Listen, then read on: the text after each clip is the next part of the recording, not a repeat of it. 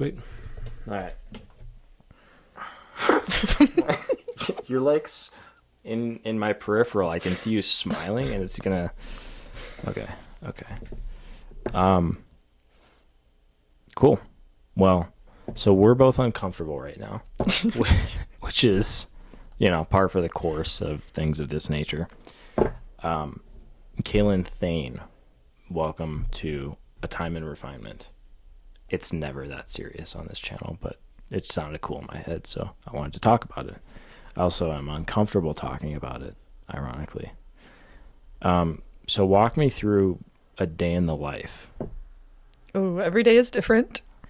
My average day is I wake up and I swim and I go to school all day, and then I pick up my kid and I am mom until he goes to bed, and then I pick up all the miscellaneous tasks that I didn't do earlier. Interesting. So you swim. Mm-hmm. Is swimming therapeutic for you, or do you do it more on the exercise front? I started swimming. Well, I started. It's fine. We already knew it was going to be. I started swimming because I was very depressed and wanted to kill myself. Oh, okay. That'll happen. Yeah, I was just trying to feel that out. Yeah. No, we can. I mean, whatever you're comfortable with. No, I'm comfortable with that. Okay, that's my reality. Because, and that is a reality for people, which, we can't skirt around these issues, unfortunately. So, it's a very real thing that we need to address too. So, yeah, that's interesting. So you took up swimming because of depression. How did that help you? Did it help? Yeah, it helped. Prior to last year, I could tread water when I needed to, and then if you gave me a long period of time, I could make my way somehow from point A to point B, and it wasn't graceful, and everyone thought I was drowning. Yikes. And then at the beginning of last year, I didn't know what I was doing with my life, and so I was feeling like nothing mattered, and if nothing mattered, then I might as well do something that was humiliating, because I couldn't feel anything at all. Jeez. And I knew that learning to swim would be humiliating. So that's interesting. While I was numb to everything, I signed up for a swim class, and it was thoroughly embarrassing. It was pretty bad. The lifeguards would come and they would stand next to me on the side of the pool, and jeez. And I had to swim on the wall because I would need to stop and hold on to the wall. It was really bad. I couldn't do it. And I cried a lot in the pool, which is kind of nice because you're in the pool. And so for the most part, people can't tell you're crying. Right. The pool is like the sanctuary for tears. It really is. It's actually just a pool of tears, and you're swimming in the people that... Anyway, keep going. It's true. Well, because every now and then you look around and notice someone else is crying too. Right. There's an interesting camaraderie with the swimmers. Yeah. And I found that I have a lot in common with quite a few of them. That's cool. Yeah. Interesting. And it's been really neat to learn people's life stories. So I started swimming, and then I started swimming every day. And now I can do it just a little bit better. Nice. I don't look like a beginner anymore. But I think the exercise was good. It was healthy. But I think forcing myself to learn something new that I had given up on made me realize that maybe I wasn't dead yet, that there was still life to live and things to learn. So it made me a little bit excited about life again. Yeah, that's awesome. Yeah, it's very inspiring. I'm sure, like you said, a lot of swimmers can relate to that. I'm sure that's the case for a lot of hobbies. It's a way to, if you think too, or if you're bored with yourself and you start thinking, then you get into that thought loop, depressive, and yeah.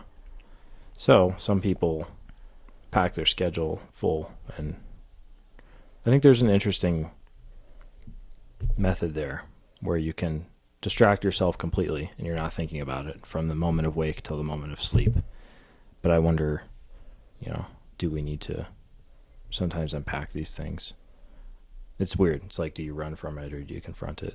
And it's like there's solutions in both those avenues, it seems like.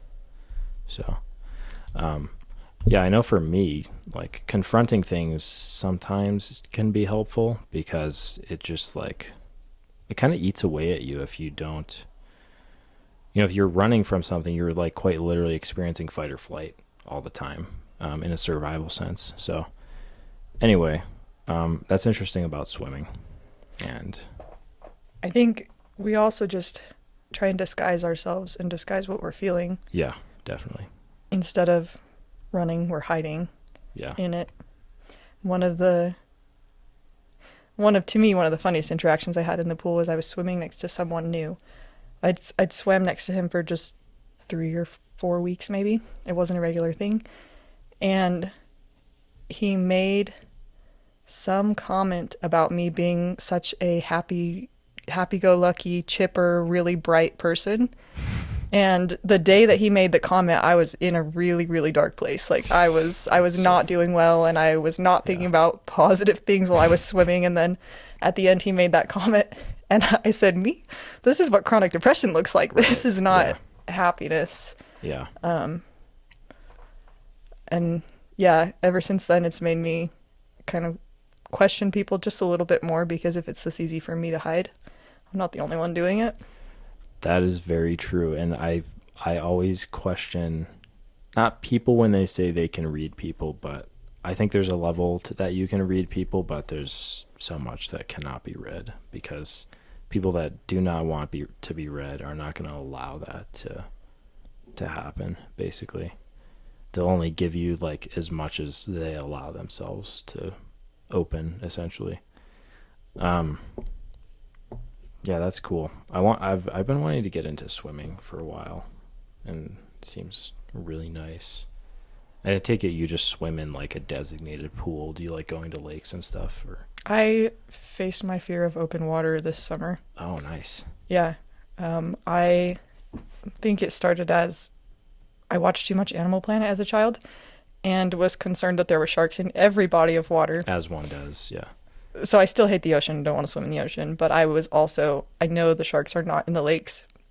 That doesn't matter. You can never be too sure. I mean, someone might drop a shark in a lake, and that's not helping you get over your fear of sharks. No, I've just accepted that as I'm swimming across the lake, staring into the abyss below me, that I'm just going to imagine that the sharks are there, and I have to do it anyways. So, well, you just imagine yourself as a bigger shark, and then they get scared of you, presumably. I'll report back after I try that. Okay, yeah, because I think that is how it should work ultimately.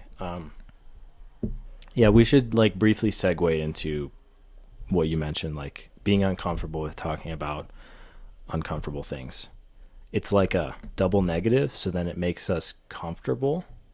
It's kind of weird, right? Like, so we want to talk about sarcasm a little bit. We're kind of running out of time, but what's your take on sarcasm?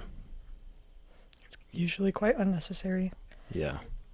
I think that we can be more sincere in the things that we have to say, and that if we're just trying to make a joke, that we could probably just make a funnier joke without being sarcastic. How do you make a funnier joke without being sarcastic? Genuine question. You just need more content, I suppose. Get a little more educated. Just get better. Just do better. Get better material. Yeah, I definitely struggle with that. Sarcasm is my default mode, as you have very well picked up on by now. So, yeah, it's not easy for me to be sincere because, as you know, when I was younger, I was punished for being sincere, basically. I said what I meant, and I said what I thought. I acted in a way that was in accordance with how I felt, and it was always, lighten up, Jesse, or you need to take things less seriously. So, yeah, that sort of transformed me, and now I don't know if I like where I'm at. It's weird because I see sincerity in other people, and I want to operate more on that level sometimes, especially since I tend to retreat back into sarcasm just to like keep the mood light, let's not get too serious, otherwise people might get sad, and it's like, geez. So you're still feeling the emotion you felt from being a child? Possibly. Which is what emotion? I don't even know at this point. It feels so distant. Well, maybe it's hard to identify, but it's probably still resonating in your body. Yeah. If you're afraid of being authentic. Yeah, I think so. Yeah.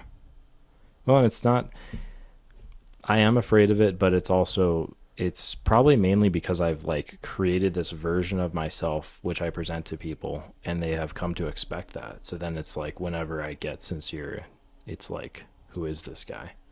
If you're not naturally a dynamic person, then people will expect something out of you. And when you're not like performing in a way, then they're like, what happened? Is there something wrong with him? What happened to him? I don't know. No, So, the trick is that you just go through a really hard year where you stop performing. yeah. And then once you get through that transitory period and you show up authentically every single time, that's what is now expected of you. And that's how people are happy to greet you and to know you. Yeah. And that's, man, that comes with its own set of challenges too, because you're bound to lose friends that way. I mean, the friends that were real, they'll stick with you by that transitory period. When you start to embrace the darker parts, maybe, I'm sure the real people will stick by you, but that's interesting. That would be like another episode to talk about. I think there's a lot of material there. Cool. Do you have anything in closing for whatever's out there? No. Oh, I suppose I just think we should learn to embrace being uncomfortable a little bit more. Instead of feeling afraid of it, we should feel excited by it. Yeah, that's good. Be excited by being uncomfortable. That's interesting. So, with that, ladies and gentlemen, thank you for joining us. This was like a little interesting episode. Thank you, Kaylin, for coming on and talking with me. I hope that you guys have a phenomenal rest of your day, night, whatever time it is for you, and keep on refining.